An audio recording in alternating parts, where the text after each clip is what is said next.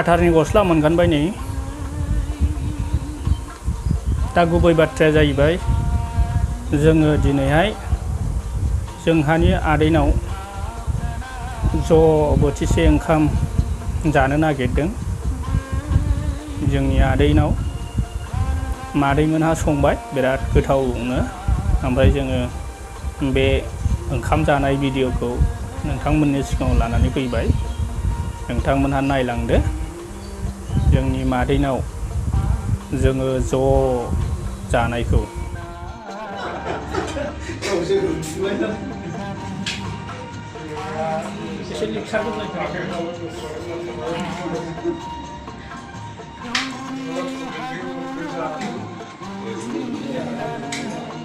मादिनाव सोंदो मा जाखो मादियाजों न'खरनि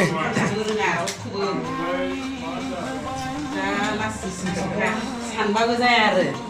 न'खरनि मान गोनां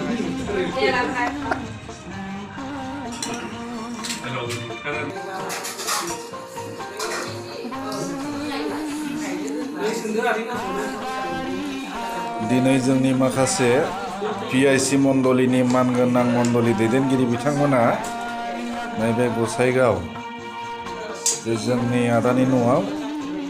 उन्दै मोनसे प्रेम भजनि गेजेरजों दुखु सुखु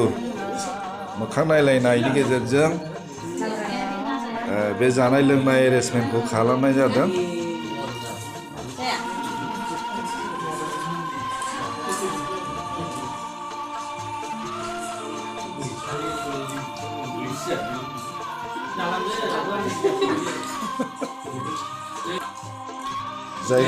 जायगाया एसे थोन जाबाय जानायाव एसे खस्थ' मोनसिगोन बिथांमोना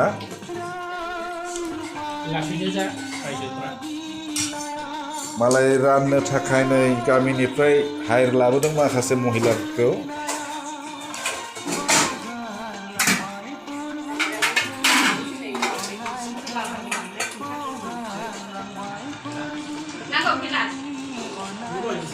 ओंख्रिया नायनानै लादो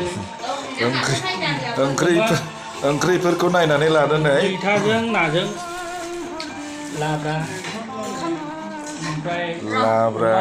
अमा एवनाय थाइबें लगायनाय पापर आरो नै दालि जहल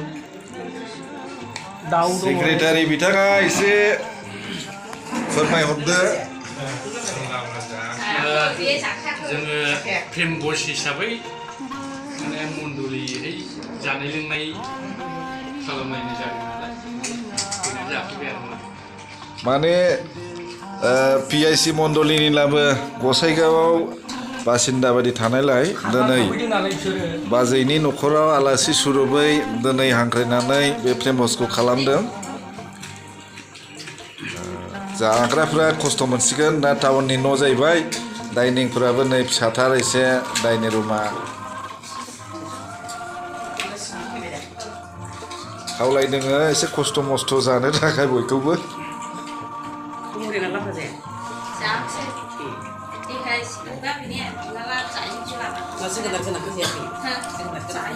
बेया जोंनि पालक बिथाङा जानायाव एसे बेदरफोरखौबो खम जायो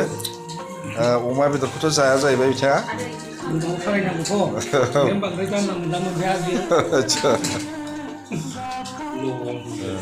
जोंनि PIC मण्डलिखौ दैदेननानै लाखिनांगौआ बिथांनि आखायावनो दायथ'आ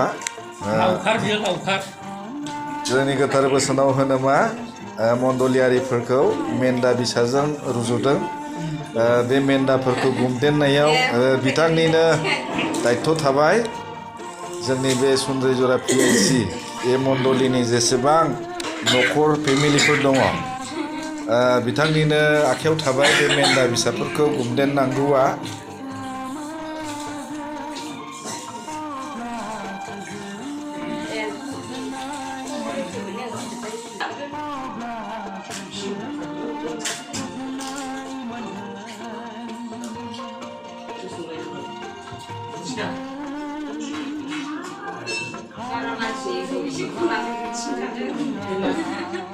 Nggak